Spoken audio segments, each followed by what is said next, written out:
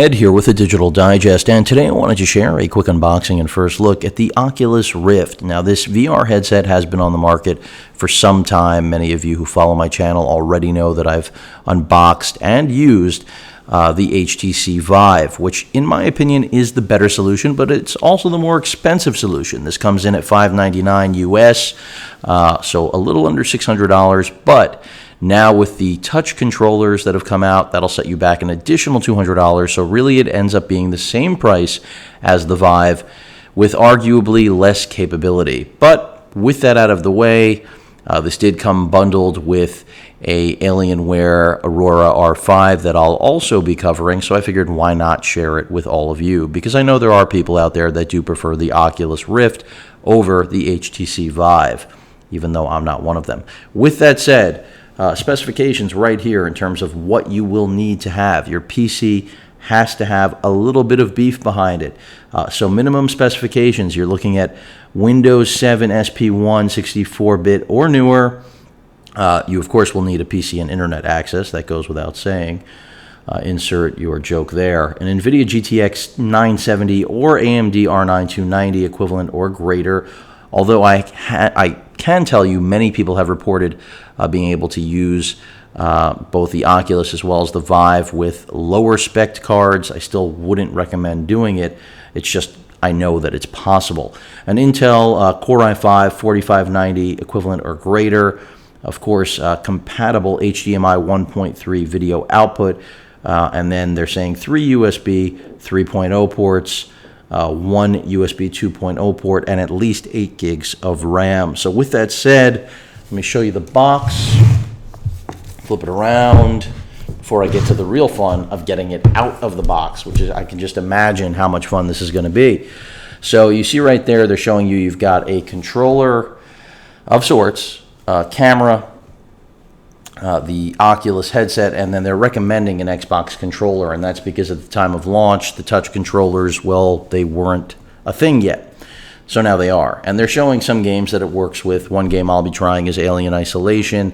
And this is where it's not really the same hands-on, literal VR approach that you get with the HTC Vive, because you are relying on typical controllers. You're seated in a chair, so that kind of is counterproductive when you're trying to have a true VR experience. But for a lot of users, I think this is perfectly fine, or they're just drawn to Oculus because they know the Rift was the first and marketing has worked out, even though this is really made and owned by Facebook, for all of you that are unaware that, you know, Oculus was acquired. I'm not even going to get into the creator of Oculus because that's a whole nother beast I really don't want to touch politically. With that said, let's get this thing out of the box.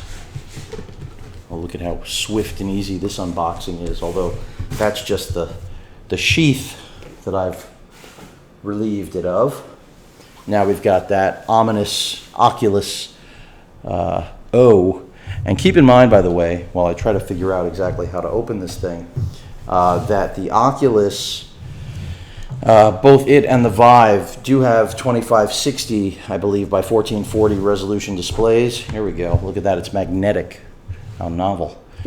So essentially, you know, that's one of the knocks against the Oculus system, is that, you know, the res could have been higher, especially when you look at what has been done with things like, you know, the Samsung Galaxy experience where your smartphone has that resolution. You can see right there, trying to angle it without making the Oculus headset or camera fall out, the let's get started without me breaking everything, and the little remote control again, and then we're looking at everything else. Let me go ahead and pull that out of there if I can. Wow, that thing is really firmly gripped there. So we've got plus, minus, back, Oculus button. So controller, not the controller that you will need to spend an additional, you know, $200 on. And then realistically also you might need another camera if you really want it to achieve the same capability as what can be found with the HTC Vive. Before I get that out, let's take the Oculus out. Why not? Here you can see the actual headset. They're letting you know, do not put any liquid cleaners on the assembly on the interior. Obviously, it must ruin it. We've got 2 USB connection ports here. And again, you are going to need a relatively beefy computer, as I mentioned at the beginning of this video. I believe this is to adjust the acuity for your vision if you wear corrective lenses like myself, or just need to tweak to your vision itself. We do have headphones built on for those of you that are wondering. This is something you don't get with the Vive. You would need to wear your own headset. Earphones are not part of the package. Then let's see if I can get this camera out of here. You can see we've got an included Xbox controller because, again, that was the only means at launch of actually controlling the Vive. We've got, what else do we have? What other goodies has Oculus/Facebook put together for us? USB host cable right there. Anything else in this magical slot? No, just the fresheners to make sure that if you decide to eat the cables, they are still good. They haven't gone stale. The actual Xbox controller, basic. Would have been cool if they threw in like that Elite Xbox controller, but this is just a basic standard Xbox One controller. Nothing wrong with that though. It'll work for its purposes. And then if I can make this camera come out of here, it would be fabulous, right? It'd be so cool. Come on. Oh, look at that. So there you have the Oculus camera that's going to monitor you. This is why you need all these USB ports, folks, because without those USB ports, you ain't getting no VR from Oculus, because it does take into account movement of your head. Not like the stations, again, not as complex, not as intricate as what HTC put together, but still really cool. And then what we have back here, instructions. I love these little books. Everybody's doing it. And our wireless adapter for the Xbox controller. Good thing I already have one of those. Well, had, I should say. The hurricane did destroy that, so see how you forget things, or in this case, remember things once you start seeing them.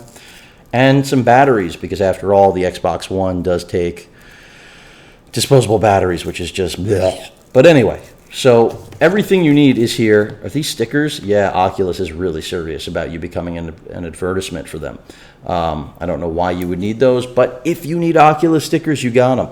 Nonetheless, this is pretty cool. Looking forward to testing it out. I'm expecting very similar results to the Vive, but of course a little less VR-ish, because you don't have that interactiveness that you get with the stations that the Vive system is built around. And whoever watches this, don't take this as me ripping on the Rift, because the reality is a lot of people thought the Rift was going to be the more successful platform, including some of my very good friends. The reality is that sometimes more gear does mean more, and in the Rift's case, that is exactly what we're dealing with. This little controller and this camera does not equate to all of the hardware that you get with the HTC Vive, which is why the Vive is $800, this is $600, and now with the controllers, they're both $800. So congratulations. If you want a VR system, you are still going to have to shell out that much, but these things are going to come down in price. That's one of the reasons I'm sharing it with all of you today, is that I believe affordable VR is right around the corner, and this, in fact, is already taking a deep price cut. I did tell you I got it bundled with an Alienware Aurora R5 that was actually through Best Buy, but everybody's doing it. Everyone's bundling them, and there's a reason. Not too many people bought this at retail.